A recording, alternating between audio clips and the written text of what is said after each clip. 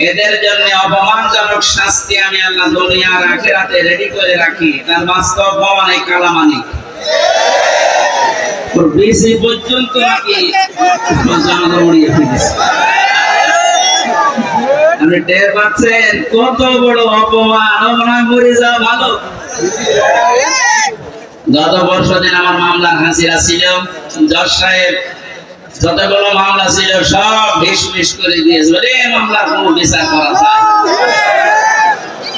আমি মনে করলাম যে প্রশ্ন করে যে স্যার আপনার হাতে তো 3 বছর ছিল এই মামলাটা, তখন তো জামিন দিলেন না, এখন হঠাৎ করে কি এমন শক্তি আপনার ভেতরে ভর করেছে?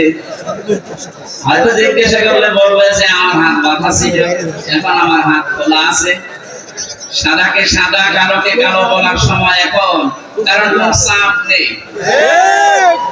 ছাত্র জনতার মাধ্যমে যে বিজয় আমরা পেয়েছি, আমরা এইরকমই একটা দেশ চাই যারা সে দায়িত্বে থাকবে যেন কোনো চাপে না থাকে।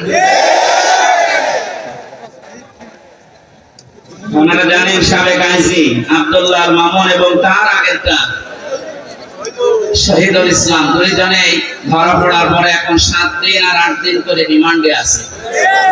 এদের নির্দেশে নাকি এদেশের হাজারের উপরে ছাত্র ছাত্রীকে গুলি করে দুনিয়া থেকে বিদায় দেওয়া হয়েছে। রিমান্ডে এখন এরা আমাদের যে অবস্থা করেছিল, মাটির নিচে নিয়ে কালো কাপড় দিয়ে চোখ বেঁধে, পেছনে হ্যান্ডকাপ দিয়ে ঝুলিয়ে, ডান্ডা বেড়ি পায়ে দিয়ে, দড়ি মাথায় টাঙিয়ে 11 ঘন্টা টাঙিয়ে রেখেছে। আমার মনে হয় এদেরকে, আমার তো বিনা কারণে, আর এদের তো কারণ আছে। আবু সাইদ, মুগ্ধ, ইয়ামিন, আবু রায়হান সহ যত মানুষ হত্যা হয়েছে, এবং এই কয়েকদিন আগে এসে ভ্যানের উপরে লাশ তোলা হচ্ছিল, সেই লোকটা ধরা পড়েছে। এদেরকে এখন আমাদের কাছে যা দেখায় তো একদিন, এদের এই দিন যদি একটু দেখান এমনি সব স্বীকার করবে। সাধারণত মানুষগুলো জালেম ছিলেন, যারা জালেমের সহযোগী ছিলেন, জেনে বুঝে আপনি আর মুসলমান নেই, আপনি কাফের হয়ে গেছেন। এটা তো আমি বানালাম নাকি? কেউ যদি জালেম হয় আর কেউ যদি জেনে শুনে জালেমের সহযোগী হয়, তাকে সহযোগিতা করে, সাহায্য করে, যারা এগুলো করবে তারা নবীর উম্মত থেকে বের হয়ে যাবে। নবীর উম্মতের ভেতরে যদি না থাকে ও কি? এই কথা বলেন। আমি মনে করলাম জিজ্ঞাসা করি যে স্যার আপনি এতদিন তো এই কাজ করলেন না, হঠাৎ করে আমার বিচার শেষ হওয়ার পরে যেহেতু আমার সব ডিসমিস করে দিয়েছে, আর কিচ্ছু নেই, একেবারে বেকসুর খালাস, তার মানে 3টা বছর পর্যন্ত আমাকে জেলে রাখা পুরাটা অন্যায়, আমার তো কোনো দোষ পেলেন না। যাদেরকে বিনা কারণে এভাবে বছরের পর বছর জেলে রাখা হয়, তারা যদি নির্দোষ প্রমাণ হয় বিচারের পর, যারা বিচার দিয়েছিল মামলার আয়ু থেকে শুরু করে টপ টু বটম প্রত্যেককে ওইভাবে জেল খাটানো দরকার। তাহলে যদি ন্যায় বিচার প্রতিষ্ঠা হয়। ওনার যেমন হাত এখন খোলা, প্রত্যেক জায়গায় আমরা এরকম হাত খোলা পরিবেশ এবং বিভাগ চাই। কথা বলেন। কেউ জানে এই কথা বলতে পারে না, হুজুর আমার কিছু করার নেই, উপরের নির্দেশ। ছাত্র জনতায় বৈষম্য দূর করার জন্য এই জীবনটা দিয়ে গেল। আমি গত কয়েকদিন আগে শহীদ আবু সাইদের কবরের কাছে গিয়েছিলাম, আমার বাবার সাথে দেখা করে আমার যা সামর্থ্য ছিল আমি টাকা পয়সা দিয়ে দোয়া করে এসেছি। একজন এরকম হাজারের উপরে এই দেশে এরকম ছাত্র ছাত্রী জীবন দিয়ে গেল। এদেরকে অনেকে শহীদ বলতে চাচ্ছেন না, আপনার কপাল খারাপ। কোরআনে কারীম জানিয়েছে ওয়ালা তাকুলু লিমান ইয়াকতালু ফি সাবিলিল্লাহি আমওয়াত বাল আহইয়াউ ওয়ালাকিন লা তাশউরুন। সূরা বাকারা 154 নম্বর আয়াত, তাফসীরে ইবনে কাসিরের ভেতরে আছে। আল্লাহ পাক বলেন, মুখ দিয়ে কোনদিন এই কথা বলবি না। শুধু একজন নাই, তাকুলু বহু বচন দিয়েছেন। আল্লাহ বলেন কেউ এই কথা বলবি না যে যারা শাহাদাত বরণ করেছে ওরা মরে গেছে। মানুষ যেহেতু মুখ দিয়ে কথা বলে, এই জন্য আল্লাহ মুখের উপরে নোটিশ দিয়েছেন এ কথা কোনদিন এই পৃথিবীতে কেউ যেন না বলে। এ নির্দেশ কার? না হামজা বানিয়েছে? আল্লাহ নির্দেশ দিচ্ছে যারা শাহাদাত বরণ করে, যারা শহীদ হয়, এদেরকে মৃত বলবেন না, বাল আহইয়া, বরং তারা জীবিত। ওয়ালাকিন লা তাশউরুন, তোমরা তো টের পাও না। যশোর সাতক্ষীরাবাসী খুব খেয়াল করেন, মুখের পরে মানুষের যেহেতু আরেকটা জায়গা আছে, ধারণার জায়গা। মানুষ মনে মনে ধারণা করতে পারে যে লোকটা মনে হয় মরে গেছে। এই জন্য আল্লাহ ধারণার উপরে, মনের উপর আল্লাহ নোটিশ জারি করে দিয়েছেন, ওয়ালা তাহসাবান্নাল্লাযীনা কুতিলু ফী সাবিলিল্লাহি আমওয়াতা বাল আহইয়াউন ইনদা রাব্বিহিম ইয়ারযাকুন। সূরা আল ইমরানের 169 নম্বর আয়াত। এটা তাফসীরে ফি জিলালিল কোরআনের তাফসীরে আছে। ব্যাখ্যা যত আছে 8-9 পৃষ্ঠা লেখা, সব বলতে গেলে সময় কভার হবে না, এর জন্য আমি সামারাইজ করছি। মুখের উপরে আল্লাহ নোটিশ দেওয়ার পরে আল্লাহ অন্তরের উপরে নোটিশ দিয়েছেন যে ধারণাও করবে না। যারা শাহাদাত বরণ করে আমার আগে সে ধারণাও করা যাবে না। এই নির্দেশ কার?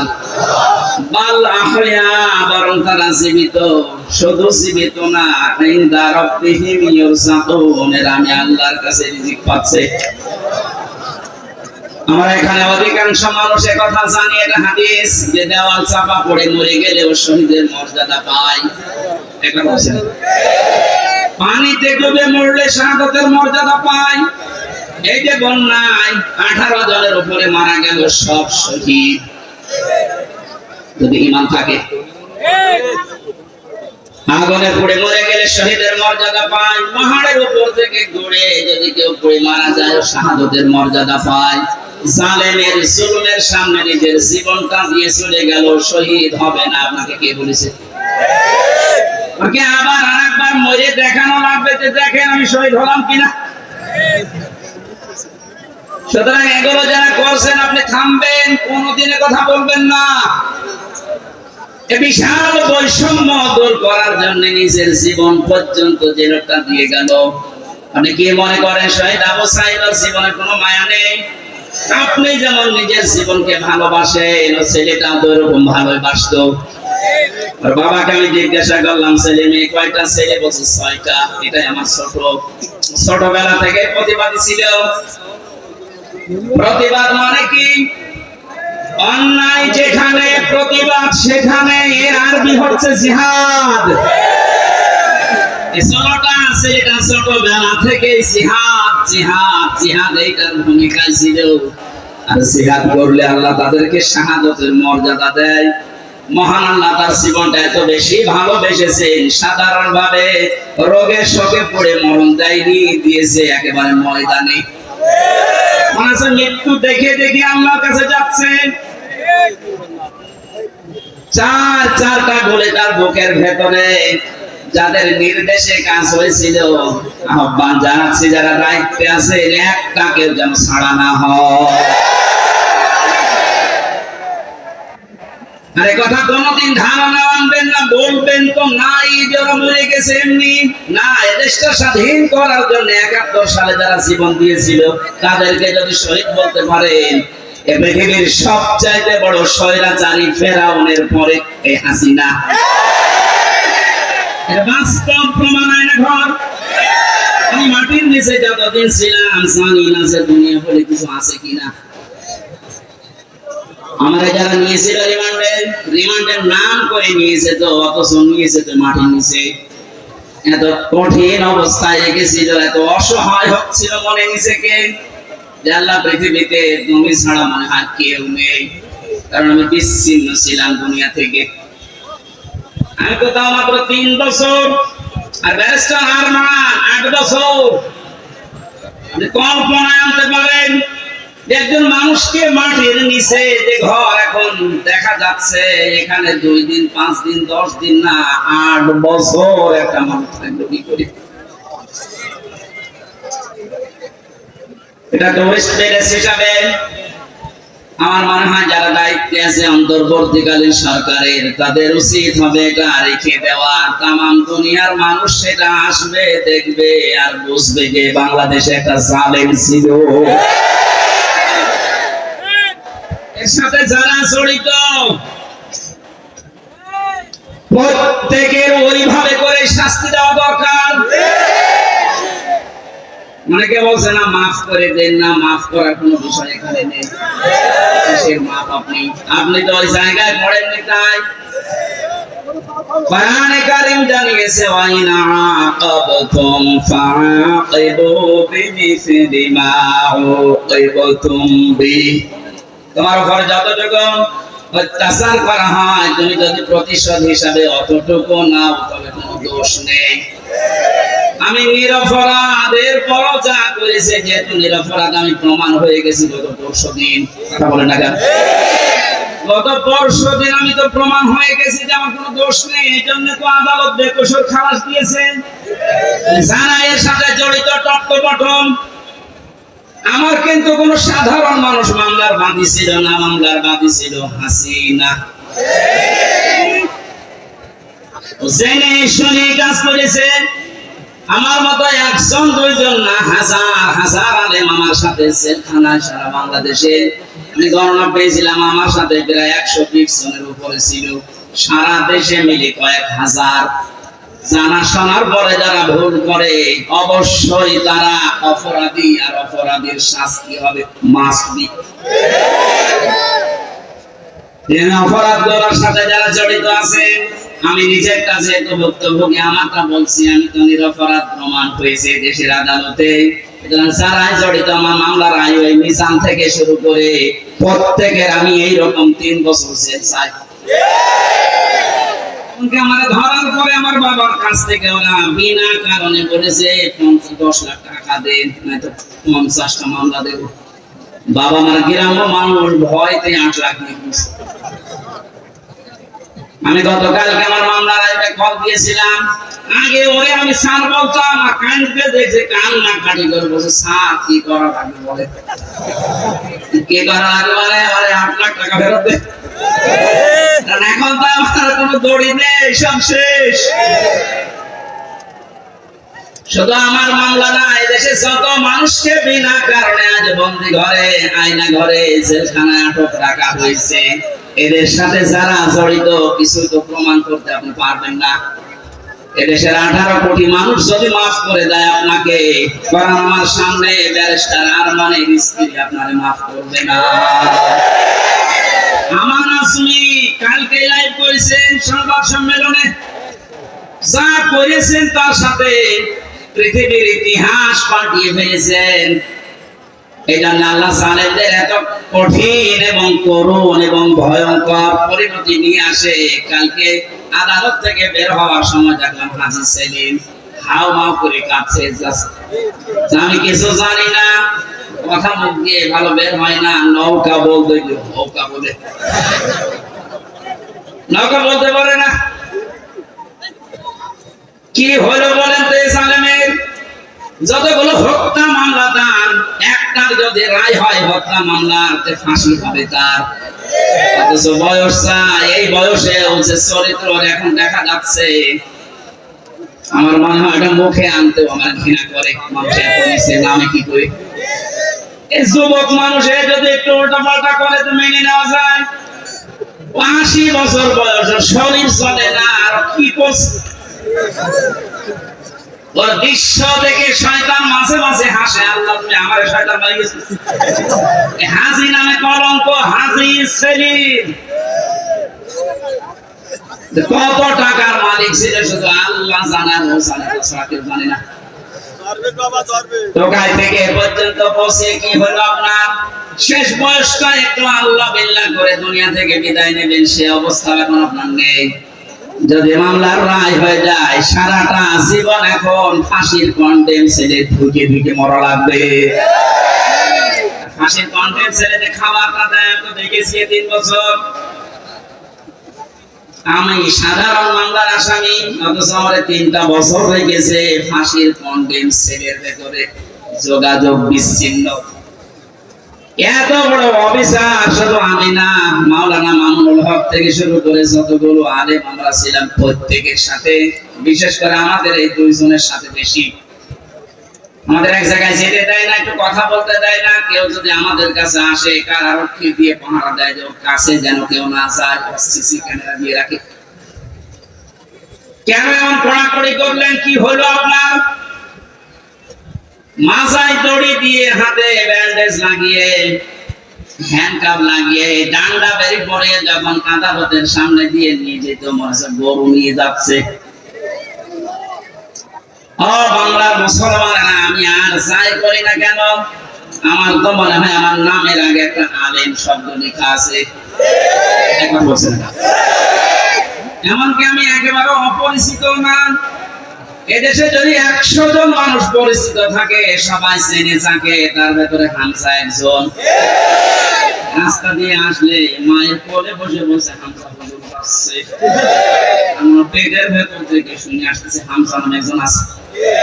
ওরা জানতো না, ওরা জানার পরেও মানুষগুলো যে আচরণ করেছে, আমাকে যতই বলেন মাফ করে দেন না, আমি মাফ করবো না। আমি মাফ করে দিলে আমার স্ত্রীর 3টা বছর আপনি নষ্ট করিয়েছেন, আমার 2টা মেয়ে, ছোটটা আমার এখনো পর্যন্ত চিনি না। কি দুঃখ আমার মনে। ও মনে করে যেরকম বহু হুজুরা 3 বছরে আমার বাড়িতে এসেছে দেখা করার জন্য, এইটা ওই রকমই একটা হুজুর। জেলখানা থেকে বেরিয়ে যেদিন বাড়িতে এসেছি, আমার বছর হুজুর আপনি আমাদের বাড়িতে আসেন, চলো। এখন আমাকে ডাকে না, কাছে আসে না। আমার সাথে যা যা করেছেন, আমি চাই প্রতিটি জালেমের সাথে যেন আল্লাহ এইরকম এই দেশে করে। এগুলো যদি না করে ছেড়ে দেন, তাহলে জুলুম আবার আসবে। এগুলোর বিচার যদি হয়, জালেমদের এই দৌরাত্ম্য থেমে যাবে। আল্লাহ রাব্বুল আলামিন জানিয়েছেন, জালেমদের সবচেয়ে ভয়ঙ্কর পরিণতি, ইন্নামাস সাবিলু আলাল্লাযীনা ইয়াযলিমুনান নাস। সূরা শূরা 25 নাম্বার পারার 6 নাম্বার পৃষ্ঠা 13 নাম্বার লাইনের 42 নাম্বার আয়াত। এটা তাফসীরুল কোরআনে আছে, ব্যাখ্যাটা আমি খুব ভালো করে দেখেছি। এই জামানার মুসাদ্দিদ সাইয়্যিদ আবুল আলা মাওদুদী রাহমাতুল্লাহ আলাইহি এত সুন্দর করে আয়াতের ব্যাখ্যা লিখেছেন, আমি পড়লে আমার কাছে আশ্চর্য লাগে আয়াতটা। আল্লাহ পাক বলেন, এই পৃথিবীর ময়দানে জালেমদের দৌরাত্ম্য যাই হোক না কেন, দুনিয়া একদিন তো শেষ হবে। মরণের পরে আমি আল্লাহ নিজে জালেমদের বিরুদ্ধে নিজে মামলা দায়ের করব। এদেশে 15 বছর যারা ছিল, পৃথিবী এখন প্রমাণ পেয়েছে অন্তত আয়না ঘরের মাধ্যমে যারা জালেম ছিল, জালেমদের বিরুদ্ধে মামলা হামজা না আল্লাহর? হ্যাঁ, কথা বলুন। এটা নির্দ্বিধায় এখন বলতে পারি, এদেশের দায়িত্বে যারা ছিল, বিশেষ করে 1734 জন মানুষ, একেবারে ওই উপর থেকে শুরু করে, আমি নিষ্ঠার বললাম না, এ পর্যন্ত 1734 জন মানুষ দায়িত্ব পালন করেছে মেন জায়গায়। এই 1734 জন প্রত্যেকেই জালেম এবং জালেমের সহযোগী। এরা সব হামজার মামলার আসামি। আল্লাহর মামলার আসামি, তিনি নিজে রায় দেবেন, নিজে বিচারপতি, তিনি বাদী। যে মামলার বাদী যত কঠিন হয়, শক্ত হয়, মামলা কিন্তু এরকম ঝামেলায় পড়ে। আমি তো বলেছিলাম, আমার মামলা যদি রবিউল জাহাঙ্গীর স্যারের মতো এইরকম মানুষকেও মামলা দিত, টাকা পয়সা দিয়ে কবে আমি বের হয়ে চলে আসতাম। এমন মানুষ মামলা দিয়েছে, টাকা খাবে না, কারণ টাকা খেতে খেতে আর জায়গা নেই। তার পিয়নের 400 কোটি টাকা, আমার কাছে কয় টাকা খাবে? এই জন্য সিএমএম কোর্ট, জজ কোর্ট, হাই কোর্ট মিলে আমার মামলাটা 30 থেকে 31 বার উঠেছে, এরপরও জামিন হবে না। বলেন তো কোথায় পৌঁছিয়েছে বিচার ব্যবস্থা? এটা মূল্যচুরি মামলা। মূল্যচুরি না, মূল্যচুরি করলে টাকা অপরাধ হয়, আর আমার কিচ্ছু কিচ্ছু জানি না এই বিষয়ে। কোন পাগল ছাগল নাকি একটা কাঁচি, ধান কাটা কাঁচি নিয়ে গেছে সংসার টাকা ওরে কালকে হাজির করেছিল কোর্টে। আমার পাশে দাঁড়িয়ে আমার চেনো না, আমার নাম বললে কি করি, বলছে আমার বলতে বলিস। জজ সাহেব যে হাসছিল কালকে বর্ষদি একেবারে খালাস দিয়েছে এমনি না, বলছে আমি কি দেখে বিচার করবে মামলা, কোন মাল ম্যাটারেস নেই, যা সব শেষ করে দিলাম, মামলা বলতে আর কিচ্ছু। অথচ কয়েকদিন আগে সিঙ্গাপুর গিয়েছিলাম, এদেশের জালেম যারা ওই দেশে এখন আশ্রয় নিয়েছে, ওরা ওই দেশের মন্ত্রণালয়ের কাছে, পররাষ্ট্র মন্ত্রণালয়ের যারা দায়িত্বে আছে ওদের কাছে নালিশ দিয়েছে হামজার নামে, যে ওর মামলা আছে বাংলাদেশে আর ওই দেশে আছে, কথা বললো কি করি, শয়তানি করার জায়গায় দেশে আর পাচ্ছে না, এখন বাইরে শয়তানি করছে। মামলা যেহেতু বর্ষদিন মিটে গেছে, ওইটা এখন আমি পররাষ্ট্র মন্ত্রণালয়ের মাধ্যমেও ইংলিশে ভাষণ করে আমি পাঠাচ্ছি। এবার মেন খেলা যারা উল্টা নালিশ দিয়েছিলেন, দেখবে তো না এত বেকসুর খালাস পেয়েছে, আদালত একেবারে সব জেনে শুনে খালাস দিয়েছে, তো নির্ভেজাল মুক্ত, এর কোনো দোষ নেই। যারা এই দোষ দেওয়ার জন্য ওই দেশে নালিশ দিয়েছে তারা এবার বিপদে পড়বে না?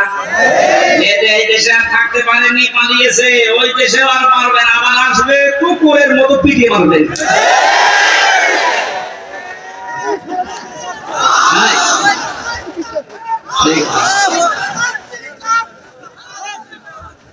স্বার্থের আবাসে এজন্য মুসলিমের দোয়া বরদোয়া থেকে আমাদের বেঁচে থাকা দরকার। জালেমদের পরিণতি এত কঠিন এবং ভয়ঙ্কর, আল্লাহ নিজে যেহেতু মামলা দিচ্ছেন, যারা জালিম এই জালিমদের পক্ষে থাকলে, সাহায্য করলে, সহযোগিতা করলে যেহেতু ঈমান নষ্ট হয়ে যায়, নবীর উম্মত থেকে বের হয়ে যায়। এখনো পর্যন্ত যারা জালেমদের পক্ষে সমর্থন জানাচ্ছেন, স্ট্যাটাস দিচ্ছেন, ভিডিও কলে কথা বলতে বলছে, আপা ভয় পাবেন না, আপনি ভয় পাইলে আমরা ঘাবড়িয়ে যাই।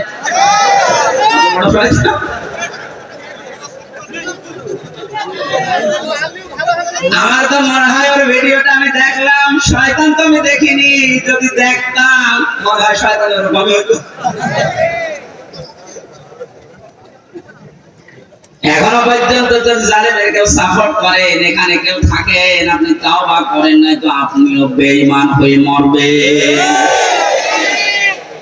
সুতরাং জালেমরা যা ভেবেছিল যে আমরা ক্ষমতা পেয়েছি, মনে হয় আল্লাহ আমার দয়া করে দিয়েছে। আমরা যখন প্রথম সে 11 সালে 10 সালে গ্রেফতার করে আমি সুদের বিরুদ্ধে কথা বলেছিলাম, তাই মসজিদ থেকে ধরে নিয়ে গেল, যদি শিবির করে শিবিরের ক্যাডার সব কেটে বেড়ায়।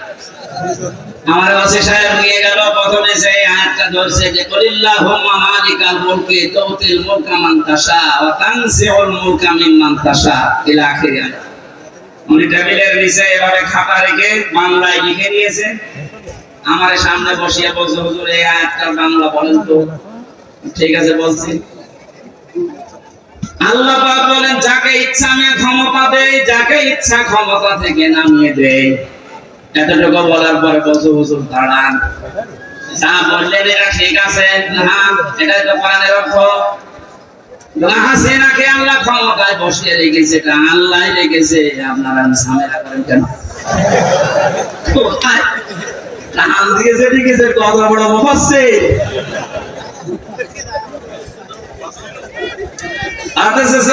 ইমরানের 178 নম্বর আয়াতটা, যত কয়েকদিন আগে আমি তাফসীর সব পড়তে গিয়ে দেখি ওই ওসির কথার পুরো উল্টা।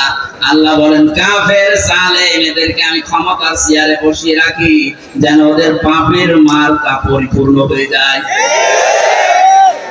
পাপ যখন একেবারে পরিপূর্ণ হয়ে যায়, তখন আর ভালো হওয়ার নিয়ত থাকলে ওরে আমি আর সুযোগ দেই না, যেমন ফেরাউনকে দেইনি।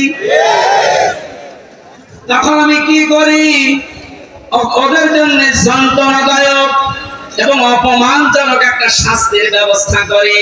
আমার মনে হচ্ছে পৃথিবীতে আল্লাহ যদি কিছু নাও দেখায়, ইনুর সাথে যা দেখালো আমার জীবন ধন্য হয়ে গেছে। এই শয়তান আমার এমপি থাকাকালীন কুষ্টিয়ায় ঢুকতে দিত না, তো শিবির করেও ঢুকতে পারবে না। এই যে হানিফ আমার চাচা, নিজের চাচা আমার দাওয়াত দিয়েছে খাওয়ার জন্য, যদিও সে আওয়ামী লীগের চেয়ারম্যান। আমি খাবার খেতে গেছি, উপর থেকে ওরে কল দিয়েছে, হামজাকে কেন আনলেন? বলো আমার ভাইয়ের ছেলে ভাতিজা, ওর ডাক দেবো না। না, আওয়ামী লীগ করলে কোন শিবির জামাতের লোককে বাড়িতে খাওয়ানো যাবে না। আপনি কোথায় পৌঁছিয়েছিলেন?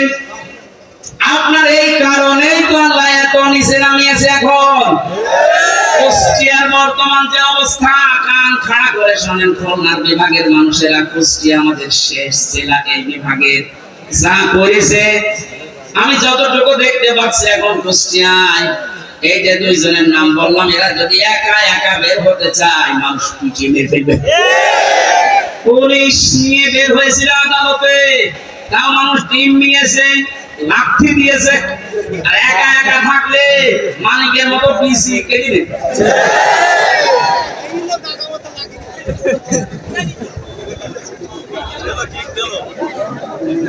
এখানে জালেমদের কিন্তু পরিণতি খুব খারাপ। তারা আল্লাহর মামলার আসামি, তাদের দুনিয়াও শেষ, আখিরাতও শেষ।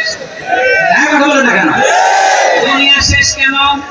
আল্লাহু লা ইয়াহদিল কওমাজ যালিমিন। জালেমদেরকে আল্লাহ পথ দেখাচ্ছে না, দেখাবেও না। ইয়াহদি এটা মাজারে, বর্তমান, ভবিষ্যৎ, প্রেজেন্ট, ফিউচার। কোন জালেমকে আল্লাহ হেদায়েত দিচ্ছে না, দেবে না।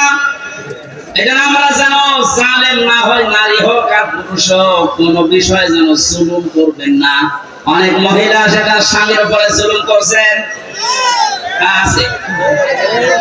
মেয়েরা মাঝে মাঝে কল দিয়ে বলে, হুজুর পুরুষদের বিরুদ্ধে কিছু বলেন না। না, আপনাদের বিরুদ্ধে বলছি এই কারণে, কারণ আপনার যে স্বামী যত খারাপ হোক, ও কিন্তু ফেরাউনের মতো না। ফেরাউনের জীবনে আমি পড়েছিলাম, এত বড় শয়তান, ভয়ঙ্কর স্বামী পৃথিবীতে কারো ভাগ্যে আসবে কিনা আমি জানি না। নিজের স্ত্রী আসিয়ার হাতের ভেতরে ব্রেক লাগিয়েছে, পায়ের ভেতরে শলাকা লাগিয়েছে, মাথার উপরে গরম তেল ঢেলে দিচ্ছে ইসলামের কারণে। এই কপালের ভেতরে ব্রেক দিয়েছে। এই কঠিন অবস্থায় যখন শাস্তি চলছিল, আল্লাহ জিবরাইলকে পাঠিয়ে দিলেন, জান্নাতটা মেলে ধরো। হযরত জিবরাইল এসে যখন জান্নাত দেখালেন, হযরত আসিয়া ডাক দিয়ে বলেছিলেন, মাবুদ তুমি আমার জন্য জান্নাত পাঠিয়েছো, আমি জান্নাত চাই না, আমি চাই তুমি যেখানে থাকো ওই জায়গায় একটা ঘর আমার জন্য বানিয়ে দাও, যেন সব সময় তোমাকে দেখা যায়। দ্বিতীয় নম্বরে, একটু ভালো করে মেয়েরা, এটা আমার ওয়াজ। দ্বিতীয় নম্বর তিনি বলেছিলেন, ওয়ানাজ্জিনি মিন ফিরআউনা ওয়া আমালিহি ওয়ানাজ্জিনি মিনাল কওমিজ যালিমিন। সূরা তাহরিমের 12 নম্বর আয়াত। হযরতে আসিয়া বলেছিলেন, মাবুদ আমার স্বামী আমার উপর যে অত্যাচার জুলুম করছে, লোকজন দিয়ে নিজেও দেখতেছে, তুমি এই জুলুম অত্যাচার থেকে আমাকে বাঁচাও, কিন্তু আমার স্বামীর উপরে তুমি গজব দিও না। বাংলার মা বোনেরা, আমি আপনাদেরকে ভালোবাসি, কারণ যে 4টা কারণ না মানলে মেয়েরা জাহান্নামে যাবে, তার 3 নম্বরে এটা, স্বামী যাদের আছে এই মানুষগুলোকে যারা জায়েজ পন্থায় খুশি করতে পারে না, ওই মেয়ে লোক নামাজ রোজা হজ যাকাত করলো জাহান্নামী। অনেকে এটা হয়তো বোঝেন না, বা বোঝার পরও না জেনে না বুঝে ভুল করছেন। আপনাকে আমি থামার জন্য বলছি, এই পৃথিবীতে সবচাইতে বড় মেহমান আপনার জন্য আপনার স্বামী। আমি যে উদাহরণ দিলাম, যে এই মহিলার মতো এত বড় ভয়ঙ্কর স্বামী দুনিয়ায় কারণে যশোর, খুলনা, বাগেরহাট, সাতক্ষীরা তো নেই। না না, এত বড় খারাপ স্বামী আছে কার? আচ্ছা, মানে আপনি কি এরকম নাকি?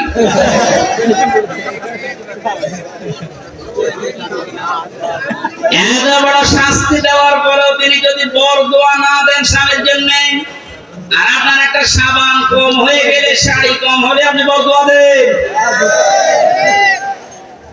স্বামীর বাড়িতে এসে যে কষ্ট স্বীকার করছেন, মনে করবেন আমার সাদগা দেওয়ার সওয়াব হচ্ছে প্রতিনিয়ত। এখানে যে সমস্ত মা বোনেরা স্বামীর বাড়িতে অত্যাচার, জুলুম, নির্যাতনের শিকার হয়ে আছেন, আপনার কিন্তু প্লাস পয়েন্ট, আপনি জান্নাতের দিকে এগিয়ে যাচ্ছেন। মাঝখান থেকে ফেরাউন মার্কা যদি আপনার ওই স্বামীটা হয়, ও জাহান্নামের দিকে এগিয়ে যাচ্ছে। বলেন নাউজুবিল্লাহ। এই জন্য আমার স্ত্রীর দ্বারা যেন স্বামী জুলুমের শিকার না হয়, স্বামীর দ্বারা কোন স্ত্রী যেন জুলুমের শিকার না হয়। জুলুম এত বড় মারাত্মক একটা অপরাধ। আর জুলুমাতু ইয়াউমাল কিয়ামাত, নবীজি বলেন জুলুম কিয়ামতের দিন ঘোর অন্ধকার হয়ে মানুষের সামনে দেখা দেবে। আমরা যা করি না কেন অন্তত জুলুম থেকে যেন আমরা বেঁচে থাকি। বলেন আমিন। এটা আল্লাহ এত বেশি ঘৃণা করেন এই জুলুমকে। সূরা ইব্রাহিম 13 নম্বর 12 19 নম্বর পৃষ্ঠা 12 নম্বর লাইনের 42 নম্বর আয়াতে আল্লাহ জালেমদেরকে নাযিল করেছেন তাদের দেখে। আলা তাহসাবান্নাল্লাহা গাফিলান আম্মা ইয়ামালুজ জালিমুন। রব্বুল আলামিন বলেন, নবী আপনি কি মনে করেন যে জালেমদের সম্পর্কে আমি কোনো খোঁজ খবর রাখি না? আমি সব চাইতে বেশি খোঁজ রাখি জালেমদের কাছের উপরে। এখানে জালেম বিদায় নিয়েছে, কিয়ামত পর্যন্ত এই দেশের এই চেয়ারে যেন কোনো জালেম বসতে না পারে সে ব্যবস্থা আমাদের এখনই করা লাগবে। আমার কথার অর্থ যদি না বুঝে থাকেন জোরে কোদাল নিয়ে আসেন। কথা বুঝতেছে? পৃথিবীতে কেন জালেম যেন চেয়ারে আসতে না পারে সে ব্যবস্থা আমাদের এখনই ওই পথগুলো বন্ধ করা লাগবে। কারণ জালেম যদি আবার আসেও কিন্তু আরো ভয়ঙ্কর হবে। দরুদ আর সালাম পাঠ করে আমার আজকের আলোচনার বিষয় হচ্ছে হাসরের ময়দানে 5 ধরনের মানুষ শুধু কাঁদবে। আমি কোরআনে কারীম থেকে সূরা শুআরার 102 নম্বর একটা মাত্র আয়াত পড়ছি। আল্লাহ রাব্বুল আলামিন এই আয়াতে আমাদেরকে আফসোসের কথা জানিয়েছেন। রব্বুল আলামিন বলেন, ফালাউ আন্না লানা কাররাতান ফানাকুনা মিনাল মুমিনিন। কিয়ামতের ওই কঠিন ময়দানে যখন বিচার আচার শুরু হবে, মানুষ বলবে, আল্লাহ একটু সময় যদি আমাকে দিতে, যদি কিছু সময়ের জন্যও দুনিয়ায় যেতে পারতাম। এই কাররাতান মানে মাররাতান ওয়াহিদা, মানে একবার, একটা বারের জন্য যদি একটু সুযোগ দিতে, শুধু যেতাম আর ভালো হয়ে যেতাম। মিনাল মুমিনিন, আমি বিশ্বাসী মুমিন হয়ে তারপরে তোমার কাছে আসতাম। আল্লাহ পাক বলেন, না, আজকের এই ময়দানে যত ধরনের যত শ্রেণীর মানুষ এই ময়দানে বসে আছে, দাঁড়িয়ে আছে বিচারের জন্য, 5 প্রকার মানুষের ভেতরে শুধু কাঁদতেই থাকবে, কাঁদতেই থাকবে। এখন আগে মিলিয়ে দেখেন তো এই 5 প্রকারের ভেতরে আপনি আছেন কিনা। 1 নম্বরে কোরআনে কারীম নাম দিয়েছে তাদের যারা কাফের। কারা কাফের? দেশে নেই। কোন মানুষ যদি কাফেরকে কাফের না বলে, কাফের ধারণা না করে, সেও কাফের। এক কথা বুঝতেছেন? আপনি কাফেরকে কাফের মনে করেন না, ধারণাও করেন না, মনে করেন না আমার মতোই মুমিন, আপনিও কাফের হয়ে যাবেন। কোরআনে কারীম কাফের কাদেরকে জানিয়েছে, ইন্নাল্লাযীনা কাফারু বিআয়াতিনা। কাফেরের যতগুলো সংজ্ঞা আছে, 1 নম্বরে আল্লাহর কোরআনের আয়াতকে যারা মিথ্যা মনে করে এরা হচ্ছে কাফের। এদেশে এরকম মানুষ নেই? আরো জোরে বলেন। আজকে 4 তারিখ, 1 মাস আগে মাত্র এতগুলো মানুষ এক জায়গায় কোরআনের কথা শুনবে। 96% মুসলমানের দেশে 14 জায়গায় পারমিশন নেওয়ার পরেও অনুমতি মিলত না। বলেন এখন আমির হামজা কুষ্টিয়া থেকে আসবে ওর বাবার কথা বলার জন্য, দাদার কথা বলার জন্য। আপনিও জানতেন যে ও কোরআনের তাফসীর করে, ও তাফসীর করার জন্য আসবে। এই যে জানা শোনার পরে সুতরাং আন্দাজে একটা এক লাগিয়ে যে জামাত ইসলাম করে, ও শিবির করে, এই দোয়াগুলো আপনি বন্ধ করে দিতেন, আপনি কাফের। কারণ এই কাজটা করে দুনিয়ায় কাফেরেরা। এই কাজটা যে কাফেররা করে আমি বানালাম? বলেন বলেন। সূরা হামিম সিজদা 26 নম্বর আয়াত, وقال الذين كفروا لا تسمعوا لهذا القرآن والغوا فيه لعلكم تغلبون। রব্বুল আলামিন বলে কাফেররা সিদ্ধান্ত নিয়েছিল ১৫০০ বছর আগে, সব চলতে দাও দুনিয়াতে, কোরআন যেন না চলে। ১৫ বছর এইটা সিদ্ধান্ত চলছিল যে সব চলতে দাও, ১২ মাসে ১৩ পূজা না ১৪ পূজা হোক, অসুবিধা নেই। কোন অনুষ্ঠানে বাধা দিয়েছেন আপনি বলেন? না, শুধু একটা অনুষ্ঠানে বাধা ছিল। বলেন বলেন। এ কাজ কাদের? কাদের? সুতরাং ১৫ বছরে যারা আলেমদের কাছ থেকে মাইক কেড়ে নিয়েছে, আপনি কাফের। আপনার জন্য জানাজার দরকার নেই, কবরে যাওয়ার দরকার নেই। আপনি এমনিতেও জাহান্নামে যাবেন, অমনিতেও জাহান্নামে যাবেন। আপনাকে দিয়ে দেবে। মাথাটা একটু পড়া হয়ে গেল নাকি? কিছু পড়া হয়নি। এই ১৫ বছর বহু জ্বালাতন করেছেন। বাংলাদেশের ৬৪ জেলার প্রায় ৩৬টার উপরে জেলায় আমাকে কোরআনের কথা বলতে যাচ্ছে, তার ভেতরে সাক্ষীর একটা। কথা বলেন না কেন? বহুবার এসে এসে এসে কুষ্টিয়া থেকে এখান থেকে আবার ফেরত দিয়েছে রাত ১০টায়, ৯টায়, ১১টায়। যা হবে না। কেন? কোনো দোষ নেই। কোরআনের কথা বলতে যারা বাধা দেয়, আল্লাহ বললেন এরা কাফের, আর আপনি কাফের মনে করেন না, আপনিও কাফের। কিয়ামতের সবচেয়ে বেশি কাঁদবে কারা? এরকম কাফের যদি সাথে না থাকেন, মুসলমান হন। আমি বর্ষদিন একটা মুসলমান বানিয়েছি, গাইবান্ধা। আসলে হিন্দু। যারা বাধা দেয় কোরআনে, এরা হিন্দুর চাইতে খারাপ। ডক্টর মোহাম্মদ ইউনূস লোকটাকে চাই মনে করেন। অনেকে লাফাচ্ছে যে ওর কি, আপনি কি বোঝেন? ওর ফটি কোন জায়গায় বাধা, ওর পেছনে কোন দেওয়াল আছে আপনি টের পাচ্ছেন? বিভিন্ন ইস্যু তৈরি করে মাঠে ময়দানে নামে না, বাড়ি ঘেরাও করবো, বাড়ি ঘেরাও করবো। আরে ভাই, ইউনূস কি আপনি এখনো টের পাননি? আমার এই যে মোবাইলটা কালকে আদালত দিয়েছি ৩ বছর পর, এই মোবাইলে যদি কল আসে, সর্বোচ্চ তার এক সিআরপিএস অপু ভাই থেকে কল আসবে, এর চাইতে উপর থেকে আর আসবে। উনি আমার সাথে ৩ বছর জেলে ছিল, একটা পরিচয় আছে। তার এক সিআরপিএস অপু, নাম শোনেননি? উনি হয়তো কল দিতে পারে, খুব ভালোবাসে আমার। আর ডাক্তার ইউনূসের মোবাইলে কল আসে একেবারে বারাক ওবামা জো বাইডেন থেকে, শি জিনপিং থেকে। আপনি টের পান? আন্দাজে লাফান। আনসারের নাম নিয়ে লাভ দিয়েছিলেন, পিটিয়ে মানুষ ঘরে ঢুকিয়েছে। ওদের যে চরিত্র দেখবেন কিছুদিন পরে রাজবাড়ি গোয়ালন্দ ঘাটের এই বেশ্যাদেরকেও রাস্তায় নামাবে। ওরা এটাই চালাচ্ছে এখন, কিচ্ছু শিখতে পারবেন না।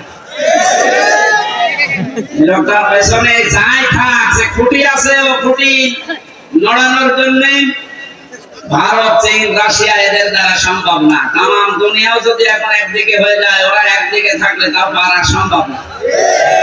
বাস্তবতা ওইটাই বলে। মানে ক্ষমতা নেওয়ার পর দিন থেকে ঘোষণা দিয়েছে দেশে অন্যান্য ধর্মীয় অনুষ্ঠান যেভাবে চলে, পূজা পার্বণ কোনো অনুমতি লাগে না। আল্লাহর কোরআনের অনুষ্ঠানে দেশে কোনো অনুমতির প্রয়োজন আর কোনোদিন হওয়ার দরকার নেই। আমার জীবনে কি আছে না আছে আমি জানি না। আল্লাহ যদি ওনাকে মাফ নাও করে, এই কথাটার কারণে আশা করছি মাফ করবে। এটা কোরআনে কারিমে ভাবে অভিন করে দিতে পারে। যারা উন্নয়নের রোল মডেল করছিল, কি করেছিল তারা? যারা আরো ১৪৪ ধারা জারি করে কোরআনের আলোচনা বন্ধ করে দিল। এখানে কাফেরদের সাথে আত্মীয়তা বন্ধ করা লাগবে। আমার বংশের ১০০ জনের ৯৮ জন এরকম ছিল। আমি ঘোষণা দিয়ে দিয়েছি অলরেডি, কারণ এরা খুব খুশি ছিল আমি ছেলে থাকা কারণে। এরা খুব খুশি ছিল। আমার বাবাকে মাঝে মাঝে টিটকারি দিতে হচ্ছে, নাও করো এবার জামাত ইসলাম। 5 তারিখের পরে ও যখন পালিয়েছে 1:30টার সময়, বিকাল 5টা বাজতে বাজতে বাড়ি থেকে কল আসছে, ভাবি যা আমরা সব আল্লাহর ওলি হয়ে যাচ্ছি। এখন আল্লাহর ওলি হচ্ছে, এর আগে কি করেছিলে? কাফেরদের জানাজা পড়া জায়েজ আছে? ঘোষণা দিয়েছে যারা ইসলাম কায়েম হবে এটা চাই না, সে আমার বংশের লোক না, আমার বাবা হলেও জানা চাই আমারে ডাকবে। জানাজা হামজা না, কাবা শরীফের ইমাম পড়ালেও জাহান্নামে যাবে। মানে কাফের যারা, এক কথাই বলছি, ইসলামের কোন বিধানকে জানার পরে যারা গোপন করে রাখে এরাও এক প্রকার ডিজিটাল কাফের। এই বাংলাদেশে এটা সবচেয়ে বেশি। এক কথা বলছে না?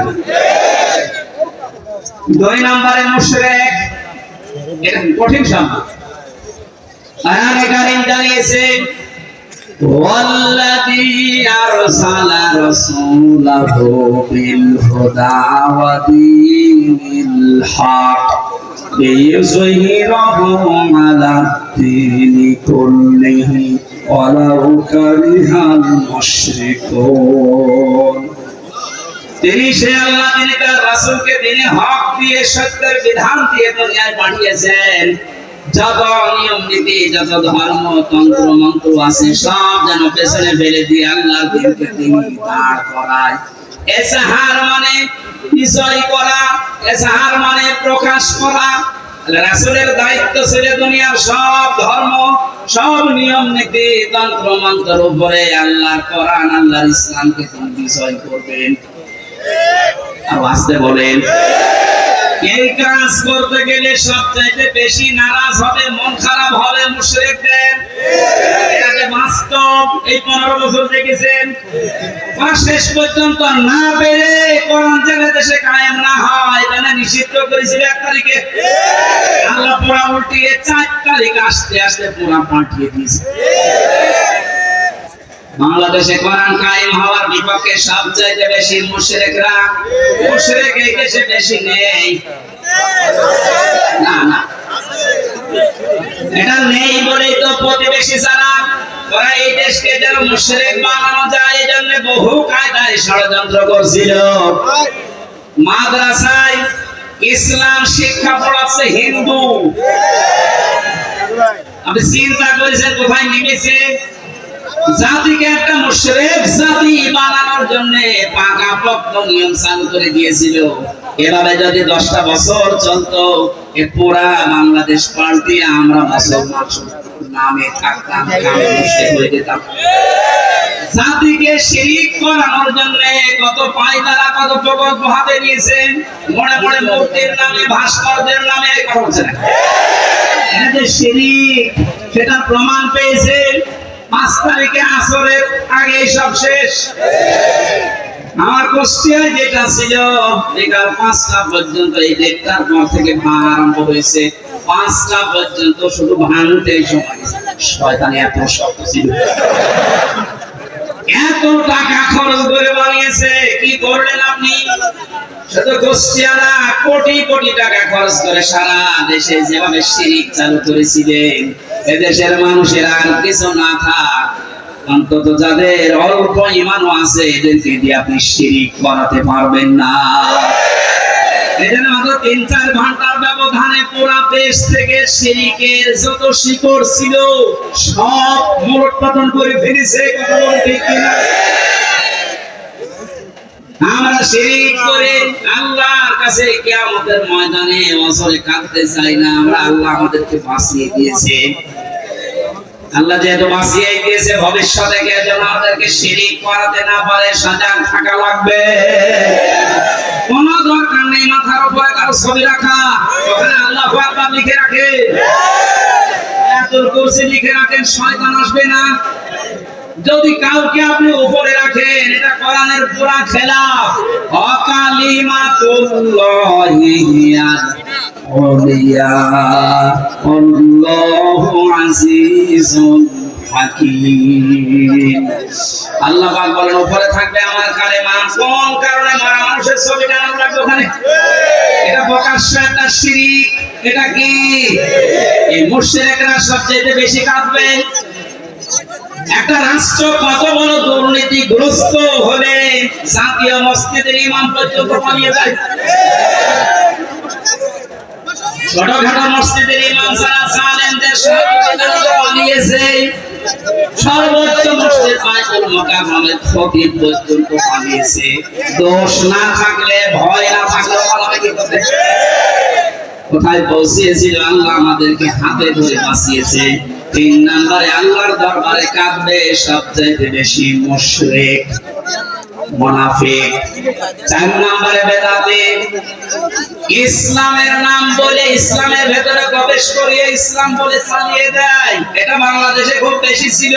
এই ব্রাহ্মণবাড়িয়া, কুমিল্লা এলাকায় এখন সবগুলো মাথা নিচু হয়ে গেছে। বিশেষ করে চট্টগ্রাম এলাকায় যে নূরে বাংলা, ইংলিশ বাংলা, জাঙ্গি হুজুর প্রকাশ্য বেদাত চালু করেছিল। কবরের পাশে যে বলতো, হে খাজা, ও আল্লাহর ওলি, আপনার কাছে পরীক্ষার্থীরা এসেছে, দোয়া করে দিন। আরে কবরে যারা থাকে ওরা সব চাইতে বড় অসহায়, সে কি করে দোয়া করবে? সুতরাং এই বেদাত যারা চালু করেছিলেন, এই শিরক, তাদেরকে এখন জাতির শিক্ষা দেওয়া দরকার। নয়তো সময় যদি একটু নরম হয়ে যায়, ওই বেদাতিগুলো কিন্তু আবার মাথা ছাড়া দিয়ে উঠবে। 5 নম্বরে সবচেয়ে বেশি কান্নাকাটি করবে হারামখোর, যেটা এখন কাঁদতেছে। আমি কয়েকদিন আগে বাইরের কয়েকটা রাষ্ট্র ঘুরে আসলাম, মালয়েশিয়া, সিঙ্গাপুর দিয়ে, দেখেছি যে হারামখোর ছাড়া তাদের সম্পদ কি পরিমাণ। বেগম পাড়া বানিয়েছে, ভ্যান চালিয়ে যদি উপায় করা লাগবে কিয়ামতের আগে বেগম পাড়া বানাতে পারতো না। সবগুলো টাকায় জনগণের। কথা বলুন, শিক্ষকদের বেতন হয় না, আর ওর এক মেয়ের বিয়েতে 12,000 কোটি টাকা খরচ করে। মুখে মারবেন না, কোন জায়গায় মারবেন? হারামখোর যারা থামেন, কি করবেন? হারাম উপায় করে হাসি সেলিমের দিকে তাকান, দরবেশের দিকে তাকান। টাকা কম ছিল ওর, সব টাকা এই দরবেশের। হারাম, হারাম এবং হারাম। কিচ্ছু নিয়ে যেতে পারবেন না হারাম উপায়কারী যারা। যেহেতু বর্ডার এলাকার মানুষ আপনারা, এই এলাকায় তো হারাম নেই। এই পাশের মাল ওই পাশে দেয়, ওই পাশের মাল এই পাশে নিয়ে আসে।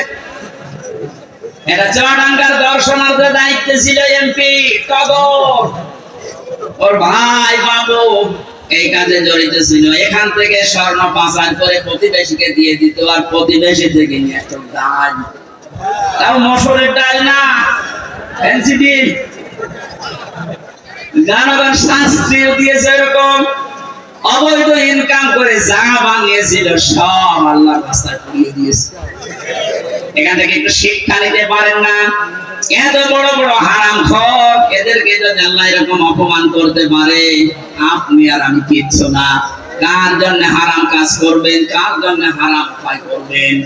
ফামান সুহজিহা আনিন নার ওয়াদখিলাল জান্নাতা ফাকাদ ফাজ। আল্লাহ পাক বলেন, পৃথিবীর ময়দানে আসল হাসিব না, আসল হাসিবের জায়গা হচ্ছে ময়দানে মাহশার, আখিরাতের ময়দান। এখানে আমি আল্লাহ যাকে জাহান্নাম থেকে মুক্ত করে জান্নাত বলে ঘোষণা দেব, এই লোকটার জীবন সফল। এই চিন্তাধারা যাদের ছিল, তাদের সাথে কয়েকজনকে পেয়েছিলাম জেলখানায়। 1 নম্বরে আমার দৃষ্টিতে ভালো মনে হয়েছে ডাক্তার শফিকুর রহমান, জামাত ইসলামের সদরবাদ গ্রামীণকে। মুরব্বী মানুষ, এর যে ইবাদত, এর যে ঈমান, এর যে তাওয়াক্কুল, আল্লাহর প্রতি ভরসা কোন পর্যায়ে কে মাথায় ধরবে না? একটা সেজদায় 45 মিনিট, 1 ঘন্টা, 1.5 ঘন্টা, 2 ঘন্টা একটা সেজদায় কাটিয়ে দিতে 65 বছর বয়স। অথচ আমার মতে 32 বছর যুবক মানুষ 12 রাকাত নামাজ পড়তে মাত্র 1 ঘন্টা লাগে। তাহলে হাফেজ, উনি হাফেজ না, শুধু কয়েকটা সূরা তেলাওয়াত করে সেজদা দিত। এক সেজদায় 1-1.5 ঘন্টা, 2 ঘন্টায় পুরো অজরে কাটতো। মাঝে মাঝে বলতো, হামজা, আল্লাহ আমাকে যদি মাফ করে দেয়, এইটাই আমার জীবনের আসল সফলতা। তারা ইখলাস দেখে আজ দলে দলে পালে পালে মানুষ ইসলামের দিকে ঝুঁকতেছে। কোরআনে কারীম জানিয়েছে ওয়ারাইতান নাসা ইয়াদখুলুনা ফি দীনিল্লাহি আফওয়াজা। হে নবী, আপনি দেখতে পাবেন দলে দলে পালে পালে মানুষ ইসলামে প্রবেশ করছে। সেই দৃশ্য যেহেতু আমরা বাংলাদেশ এখন দেখতে পাচ্ছি। আগস্টের 5 তারিখের আগের জরিপ পেয়েছিলাম এদেশে ইসলাম কায়েম হোক, এটা চাইতো 100 জনের মাত্র 20 জন। এই যে এখন আজকে 4 তারিখ, কালকে জরিপ পেয়েছি এই দেশে এখন 100 জনের 35 জন মানুষ চাচ্ছে যে ইসলাম কায়েম হোক। আর কিছুদিন যেতে দেনে হবে, যদি 51% মানুষ চায় যে দেশে ইসলাম কায়েম হোক, তখন আর কেউ বাধা দিয়ে আটকাতে পারবে না। এটা আমরা দেখতে চাই কিনা? এই চুপ করে।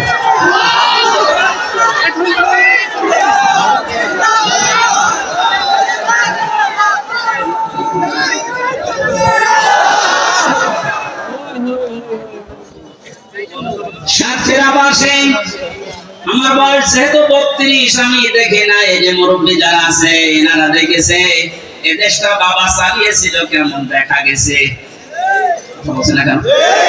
বাবার সময় অনেকে দুর্ভিক্ষে পড়েছিল না, স্বামী চালিয়েছিল, শহীদ প্রেসিডেন্ট জিয়াউর রহমান, তাও আমরা দেখেছি না, আমি দেখি না।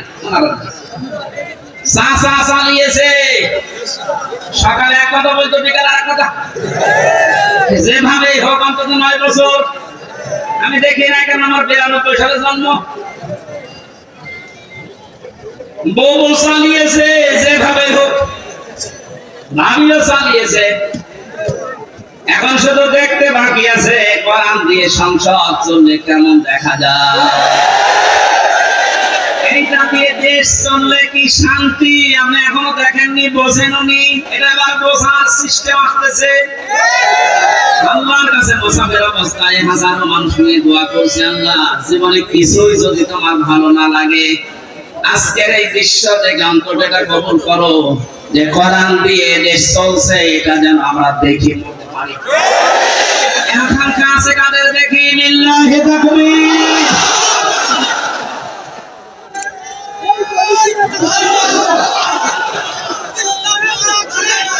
আলহামদুলিল্লাহ ভাই। এই হাত শুধু সামিয়ানার নিচে নাকি বাইরে যাবে? অনেক মুনাফিক আছে এমন কাছে হাত তোলে, জায়গা মতো যে উঠিয়ে যায়। আমরা চাই সে আসুক, যেন এইটা দিয়ে সংসদ চালায়। আল্লাহ এই দৃশ্য দেখে মারা তৌফিক দিন, আমিন। 5 প্রকার মানুষের যে কান্নার কথা শুনবেন, এক প্রকারের ভেতরে থাকবেন না। যে প্রকার মানুষের কোনো কান্না নেই তারা হচ্ছে মুত্তাকি। আল্লাহ আমাদেরকে মুত্তাকি হওয়ার জন্য যে 9টা গুণ আছে, আজকের এই মাহফিলের খরচ বাদ দিয়ে বাকি যে টাকাগুলো বেঁচে যাবে, ওই টাকাগুলো সব বানভাসী মানুষের জন্য ওনারা পাঠাবে। আল্লাহ যেন এটা কবুল করেন।